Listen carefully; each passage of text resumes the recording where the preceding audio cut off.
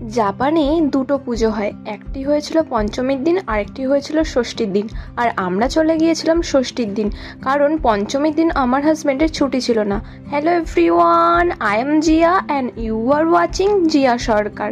এই ভিডিওটা করেছিলাম রেডি হবার পরেই, কিন্তু ভিডিও আসতে একটু দেরি হয়ে গেল। জাপানে এই একদিন পুজো হয়, এই একদিনের পুজোর জন্য আমি তো ছিলাম খুবই এক্সাইটেড। যেহেতু বাঙালিদের বড় উৎসব আর শাড়ি না পরলে হয়, তাই আগের দিন রাত্রেবেলাতেই সমস্ত কিছু গুছিয়ে রেখে দিয়েছিলাম। একদিনের পুজো ঠিকই, মনে অনেক কষ্ট, কিন্তু কি করার, ওই যে বাঙালির ঐতিহ্যটাকে যতটুকু ধরে রাখা যায়।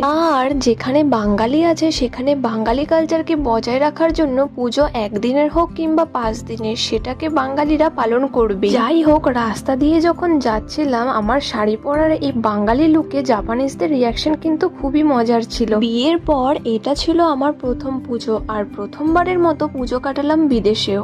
আর এই পুজোটি হচ্ছিল কাওয়াগুচি স্টেশনের অপোজিটে। যাই হোক, এখানে আমাদের ফ্রেন্ডস যারা ছিল, মানে আমার হাজবেন্ডের ফ্রেন্ডস সবাই চলে এসেছিলেন, ওরা অনেকক্ষণ ধরে ওয়েট করছিলেন আমাদের জন্য। আচ্ছা, এবার পুজো মণ্ডপে যাওয়া যাক। এখানে অনেক বাঙালি ছিল, যেমন বাঙালি ছিল, বাঙালির পাশাপাশি অনেক জাপানিজ ছিল, তারাও আমাদের এই বাঙালির পুজোটাকে উপভোগ করছিল। এরপর মায়ের মুখ দর্শন করি, সত্যি মাকে অপূর্ব লাগছিল। আমাদের আসতে একটু দেরি হয়ে গেছিল ঠিকই, কিন্তু এখানে এসে দেখি প্রসাদ বিতরণ করছিলেন সবাই, আর এখানে সবাই সত্যি খুব মিশুকে খুবই ভালো ছিলেন। আরেকটা জিনিস, জাপানে ধূপ, মোমবাতি, প্রদীপ কোনো কিছুই জ্বালিয়ে রাখা যায় না, জ্বালালেও সেটি সঙ্গে সঙ্গে নিভিয়ে রাখতে হয়।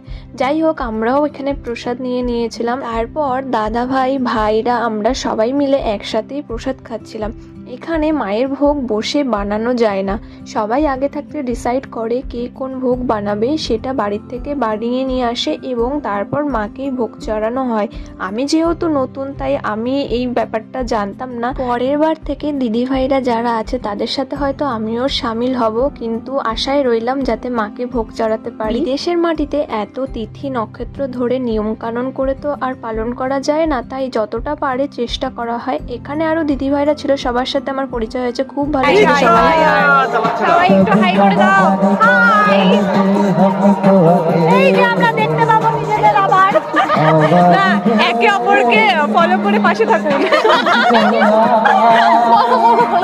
আমাদের পুজো যেখানে হচ্ছিল এরিয়াটা অনেক বড় ছিল। আচ্ছা, দেশের মতো যদি জাঁকজমক করে পুজো করা হতো কতই না ভালো হতো। যাই হোক, আজকের ভিডিও এখানেই শেষ করছি। এই ভিডিওরই পার্ট 2 আসবে। আজকের মতো টাটা সকলকে।